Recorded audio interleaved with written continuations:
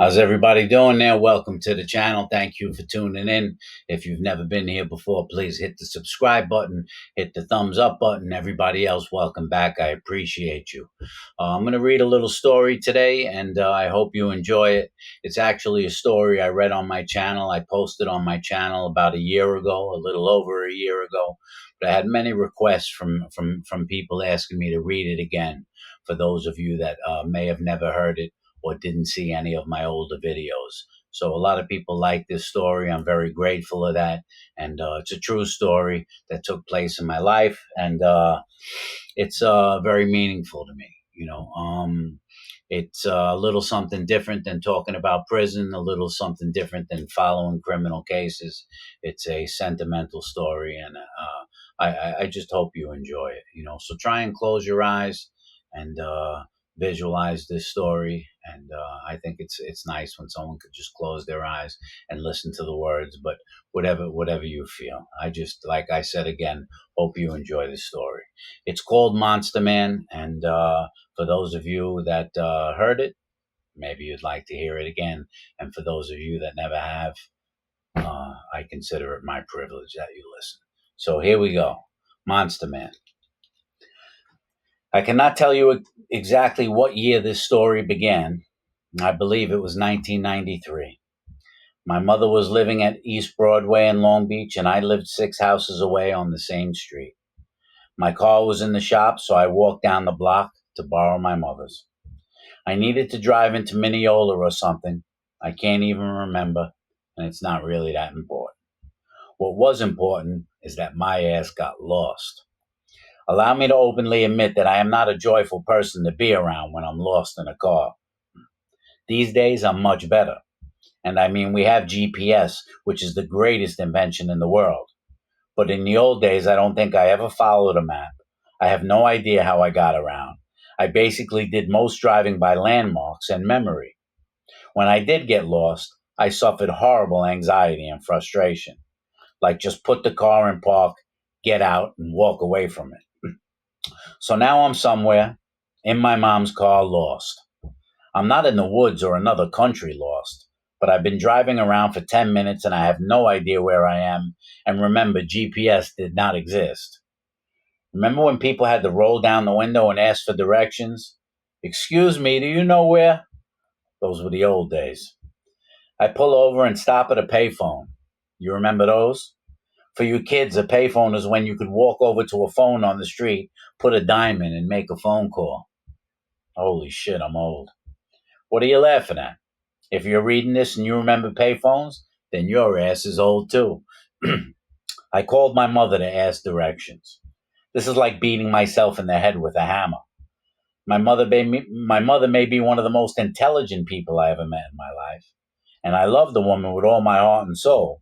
But let's just say conversations with her can tend to be somewhat difficult at times, and I'll rest my case right there. Mom tells me to turn on the CB in her car, go to channel 12, and ask for Monster Man, and he will give me directions. I have no time to start searching for people on the CB, Mom. Just tell me how to get there so I'm not late. Her reply? Try the CB or ask someone on the street. Pissed, frustrated, lost, I turned on her CB. I can't even believe she had one in her car. It was the real old school CBs with the magnet antenna on the roof, and you actually hold the mic up on the cord. It was in the car when she bought it used. I went to channel 12. Hey, Monster Man, you out there? Looking for Monster Man, can you hear me? Holy shit. Just a few seconds later, I hear a reply. This is Monster Man, who's out there? I couldn't believe this guy was there. Hey, Monster Man, this is Linda's son, Joey. I explained to my mother that I was lost, and she said I should find you and ask for directions. What's your handle, boy? You can't call yourself Joey on here, he said. Just call me Fish. Where do you need to go, he asked. I told him, and he gave me directions to the doorstep over the radio. He told me where to turn, how to take a shortcut. This guy was good. This inspired me. The next day, I went to Radio Shack and purchased a top-of-the-line CB to set up in my apartment. I had my friend install the antenna on the roof. I set the CB on a nice antique table in my living room, and if anything, it actually looked great besides being perfectly functional. My friends would come over and search for people to talk to whenever they were in the house. I prevented them from cursing people out and acting like fools. I always had a respect for operating on a CB because it's really not a place to play around. After I set the thing up, the first thing I did was check if Monster Man was on. And yes, my boy was there. Several days later, I was preparing for a drive to the Bronx Zoo and I grabbed the CB. Hey, Monster Man, what's the best way to get to the Bronx Zoo from the JFK area? Naturally, I obtained perfect directions from him. Now, so I attempt to keep you awake during this story, Monster Man would give me the directions over the next year way too many times to count, and he was always on the money. Once in a while, we'd talk for a minute or two, and then one day I said, Hey, Monster Man, how do you know my mother? He said that he never met her, that he just heard her on the CB once. My mother had remembered hearing this stranger's name on the CB when she was driving, hence the reason she suggested that I look for him. But they were strangers other than that.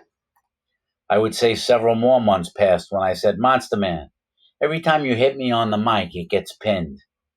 What this means is that every time he speaks on his CB to me, the connection is crystal clear. It's very strong. And pins means the little meter in the CB goes all the way up into the red zone. This means that Monster Man either has a very powerful CB like me, or he's close to me. I figured he was on land and not driving because he was always on the CB day and night. If it was 2 o'clock in the morning and you picked up that CB and called him, he would respond. After I explained that we had that strong connection, I asked, What town are you calling out of?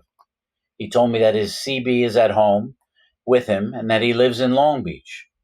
I told him that my CB is in my house and I also live in Long Beach. What block do you live on? I asked.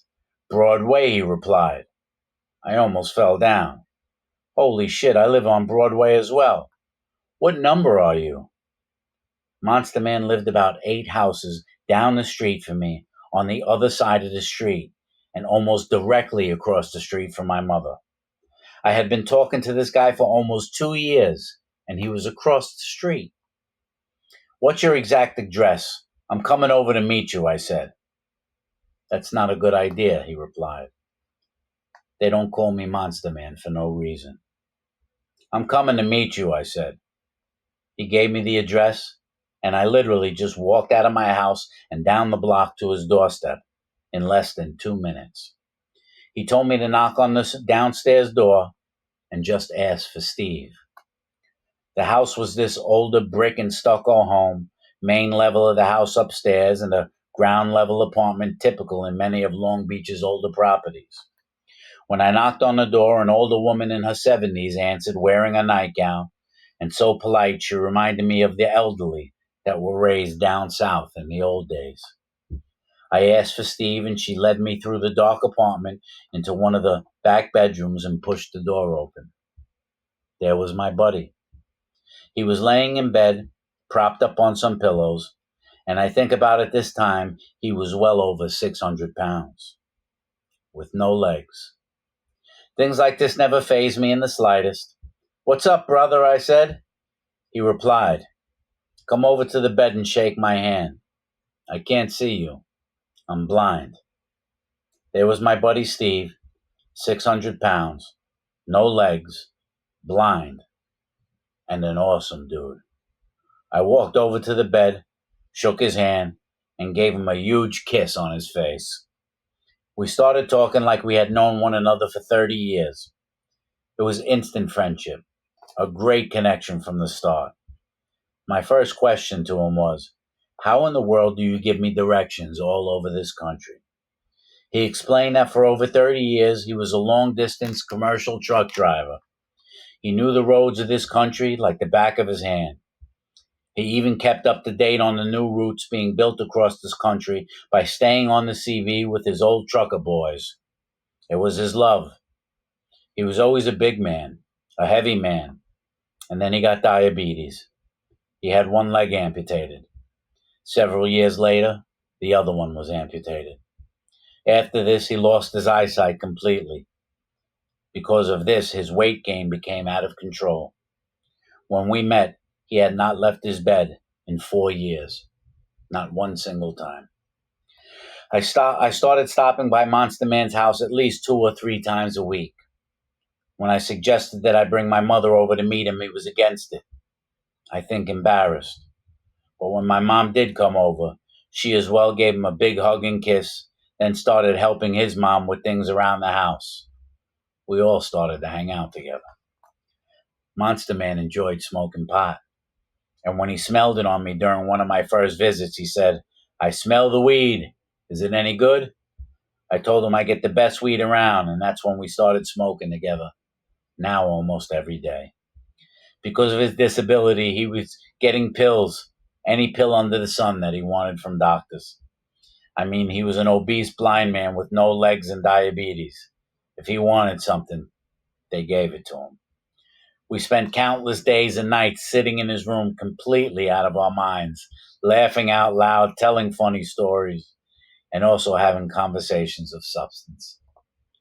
On one particular day, Monster Man asked me to grab him a $50 bag of weed for him before I went away for the weekend. He pulled out a knot of money from his shirt pocket, handed me a $100 bill, and asked for a $50 bag.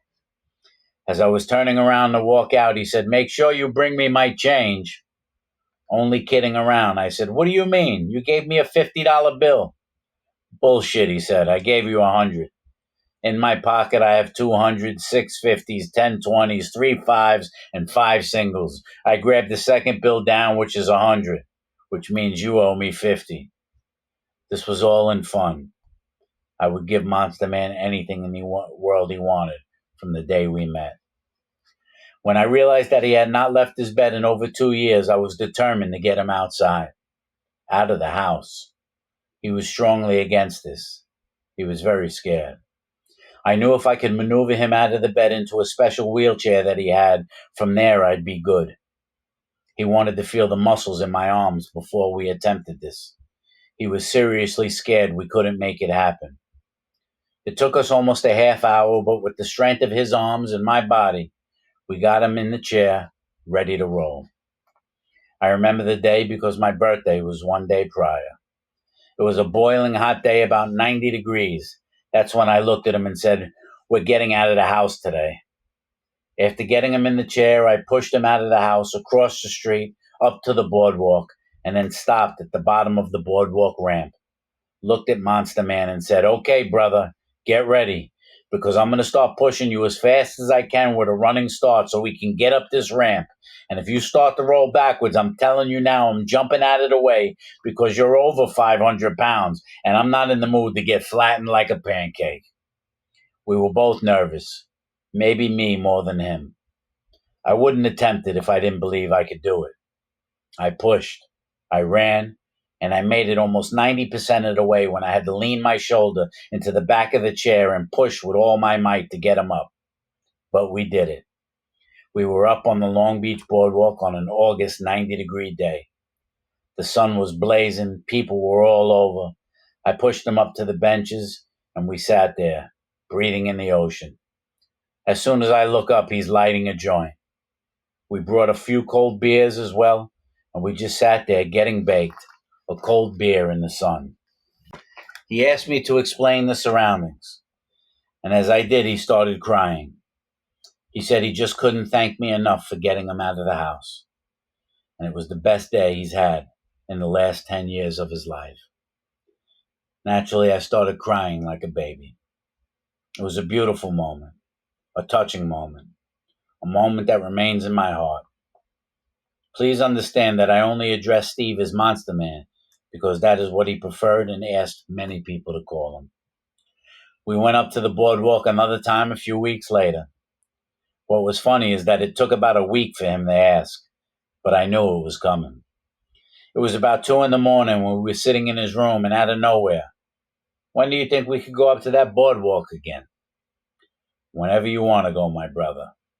That's what I replied. It wasn't long after this that Monster Man asked me to do him a little favor. There is a woman I know.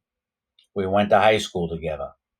I haven't seen her in over 20 years and was wondering if you could drive me to a house so I could just sit and talk with her.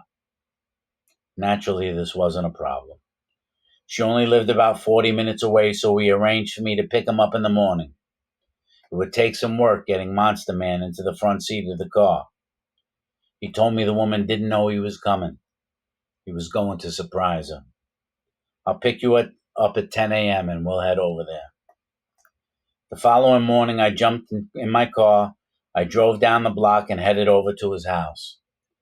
When I made the U-turn, there was a police car in front of his house. Monster Man was dead. My brother, my friend, he was gone. He died in his sleep of a heart attack, and I was heartbroken. I still am. His mother was there crying. She wrapped her arms around me and told me something that I will hold and cherish for the rest of my life.